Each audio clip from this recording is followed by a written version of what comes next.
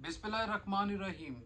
मैं आज आप लोगों से बड़ी अहम इंफॉर्मेशन डिस्कस करने जा रहा हूँ। जो मैं आप लोगों से शेयर करने जा रहा हूँ वो है कि कैसे 1957 और 1962 के दौरान क्या क्या ऐसे अमल पजीर हुए काम जिससे पाकिस्तान को क्या फ़ायदा हुआ या नुकसान हुआ, और कैसे ये मार्शल लॉ लगा, और मार्शल लॉ लगने के बाद अयूब खान का जो दौर था उसके अंदर अयूब खान कितने साल रहे, और अयूब खान के जो दौर था उसके अंदर किस तरीके से पाकिस्तान को फ़ायदा हुआ, और कौन से ऐसे कवानीन थे जिसकी बेस पर बहुत बुरे लक़ब से भी जाना जाता है इनको। ये सारी चीज़ें मैं आपको इस वीडियो के अंदर बताऊंगा और आप मेरे साथ रहिएगा, क्योंकि मैं बताने जा रहा हूँ मार्शल लॉ अयूब खान का और किस तरीके से वो उसको फिर बाद में ख़त्म किया गया। ये आप मेरे साथ रहिएगा क्योंकि मैं आपको बताने जा रहा हूँ the first martial law and Ayub Khan. Pakistan को 10 साल बने हुए मगर अभी तक पाकिस्तान का कोई भी पीएम 5 साल अपने मुकम्मल नहीं कर सका। 1951 में लियाकत अली खान की वफात के बाद यानी कि 1951 से 1957 तक इन 6 सालों में 6 पीएम तब्दील हुए हैं। अगर 57 की बात करें तो इस वक्त पाकिस्तान को 3 पीएम ने सर्व किया, यानी कि 1957 ही के इस साल के अंदर 3 पीएम चेंज हुए हैं। 17 अक्टूबर 1951 हुसैन शहीद शरवर्दी इस वक्त के प्रेसिडेंट सिकंदर मिर्जा से कुछ डिसएग्रीमेंट की बिना पर रेजिग्नेशन देते हुए चले गए। फिर नए वजीर आजम बनते हैं इब्राहिम इस्माइल चंडीगढ़।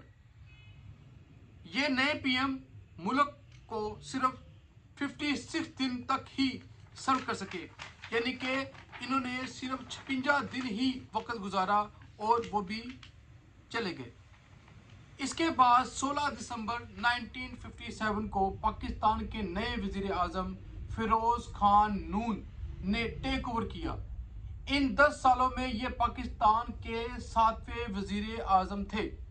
1958 में एक ऐसा वाकया रूनुमा हुआ जिसने पॉलिटिकल रिजीम लाया, यानी कि 7 से 8 अक्टूबर की रात को सिकंदर मिर्जा ने मुल्क में स्टेट ऑफ इमरजेंसी नाफिज कर दी और पाकिस्तान में पहला मार्शल लॉ डिक्लेयर कर दिया, जहां अयूब खान को चीफ मार्शल लॉ एडमिनिस्ट्रेटर के तौर पर नाफिज कर दिया गया।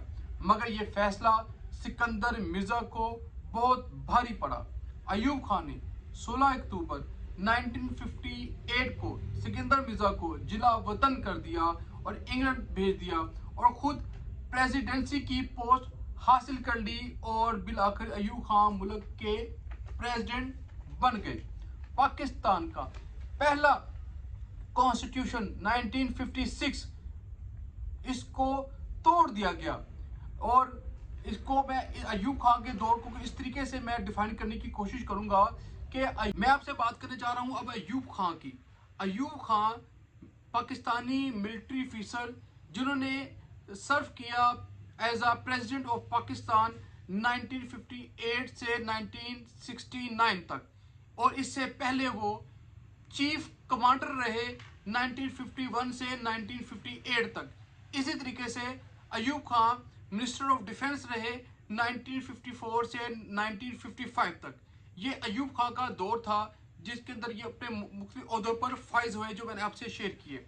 इसी तरीके से अयूब खान की राय थी, वो कहा करते थे कि अवाम अभी इसकी काबिल नहीं है कि वो वोट कर सके।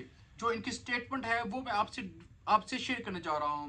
Ayub Khan is a Pakistani politician and statesman who has expressed his concern regarding people lack of knowledge when it come to voting।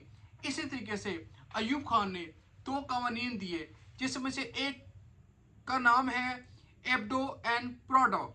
ये जैसे बदजमाना के नाम के तौर पर ये जाने जाते हैं। कि इन्होंने इस कानून के अंदर क्या ऐसा काम किया जो उसको स्याह तारीख के अंदर, स्याह बाब के अंदर याद किया जाता है। इन्होंने इस कानून के तहत ये काम किया जिसके तहत उन्होंने 7,000 पाकिस्तानियों को 7 साल के लिए डिसक्वालीफाइड कर दिया, यानी कि वो इलेक्शनों में हिस्सा ही नहीं ले सकते, जिसमें दो बड़े नाम उन वजीर आजम के भी आते हैं जो उस टाइम वजीर आजम रह चुके हैं पाकिस्तान के, जिसमें बड़ा एक मशहूर नाम हुसैन शहीद का नाम आता है और दूसरा फिरोज खान का नाम आता है। इनको भी उन्होंने डिस्क्वालीफाई कर दिया। अयूब खान ने इन पर मुल्क दुश्मन और करप्शन के इल्जाम लगाए। ये वो इल्जाम थे जो कोई भी एक पाकिस्तानी बर्दाश्त नहीं कर सकता था। अयूब खान के दौर में पाकिस्तान को बहुत से फायदे भी हुए। वो कौन कौन से फायदे हुए, आप मेरे साथ रहिएगा, मैं आपको एक एक फायदा बताऊंगा कि क्या क्या अयूब खान के दौर में पाकिस्तानी कौम को, पाकिस्तानी स्टेट को फायदे हुए। सबसे बड़ा फायदा, छोटे और बड़े डैम अयूब खान के दौर में शुरू हुए, जिसमें मंगला और तरबेला डैम उस लिस्ट में सबसे ऊपर हैं। इसी तरीके से अयूब खान के दौर में एग्रीकल्चर और इंडस्ट्री को बहुत ज्यादा तरक्की मिली और पाक आर्मी मजबूत हुई। इसी तरीके से गंदम में पाकिस्तान खुद कफील हुआ। इसी तरीके से बैंकिंग सिस्टम में पाकिस्तान की बुलंद सतह पर पहुंचा। चीन के साथ बहुत अच्छे ताल्लुकात हो गए। इंडस्ट्रियल सिस्टम में 9% इजाफा हुआ और मजीद आपको बताना चाहूंगा कि मैन्युफैक्चरिंग में 1% एनुअल इजाफा हुआ। कराची न्यूक्लियर पावर प्लांट भी इसी दौर में बनाया गया। स्पेस प्रोग्राम भी इसी दौर में शुरू हुआ। जीडीपी 15% देखी गई, जिसकी सालाना शरह 6% सालाना थी। अगर ड्रॉबैक देखा जाए तो सबसे जो इसके अंदर जो ड्रॉबैक था वो ये था कि ये सारा निज़ाम कुछ ही फैमिली के पास रहा, जिसकी कुछ स्टेटमेंट इस तरीके से है, according to the report there are 22 families that control 66% of industry and 80% of bank in Pakistan during Ayub Khan era। यानी कि 22% जो फैमिली थी वो इंडस्ट्री को कंट्रोल किए हुए थी और 80% बैंक के सिस्टम पर हैवी थी, और यही लोग जो उनका इकोनॉमिकल डेवलपमेंट के अंदर अपना किरदार अदा कर रहे थे। इसी तरीके से अगर मैं आपको मजीद बताना चाहूं तो 1959 यानी कि 22 अक्टूबर 1959 को बेसिक डेमोक्रेसी के नाम से एक सिस्टम अयूब खान ने लॉन्च किया। यह सिस्टम अमेरिका और इंग्लैंड जैसे तरक्की याफ्ता मुल्क में मुतारफ कराया जा चुका था। उसी को कॉपी करके पाकिस्तान में नाफिज किया गया। इसमें रूरल पॉपुलेशन की सतह पर 80,000 मुंतखब लोकल काउंसिल की तश्कील दी गई थी। ये 80,000 लोग मुल्क में प्रेसिडेंट, सेंट्रल और प्रोविंशियल लेजिस्लेटर मुंतखब करते थे। 1960 में अयूब खान ने एक रेफरेंडम करवाया जिसमें इन्हें 95.6% वोट मिले। यानी कि ये वोटिंग के अंदर कुछ इस तरीके से पोल बनाया गया कि आप अयूब खान को पसंद करते हैं या अयूब खान को आप डिसलाइक करते हैं, तो 95.6% लोगों ने अयूब खान को पसंदीदा करार दिया, क्योंकि अयूब खान ने पॉलिटिकल स्टेबिलिटी लेकर आए उस दौर में, और जितने भी दूसरे मामला थे जिसकी वजह से पाकिस्तान पीछे जा रहा था उसको खत्म कर दिया। इसी तरीके से 1 मार्च 1962 को अयूब खान ने दूसरा कॉन्स्टिट्यूशन पेश किया, जिसमें एक नए सियासी निजाम का फ्रेमवर्क पेश किया गया, और 8 जून 1962 को बाज़ाब्ता तौर पर अपनाया गया, जिससे पहले मार्शल लॉ को बाज़ाब्ता तौर पर खत्म किया गया।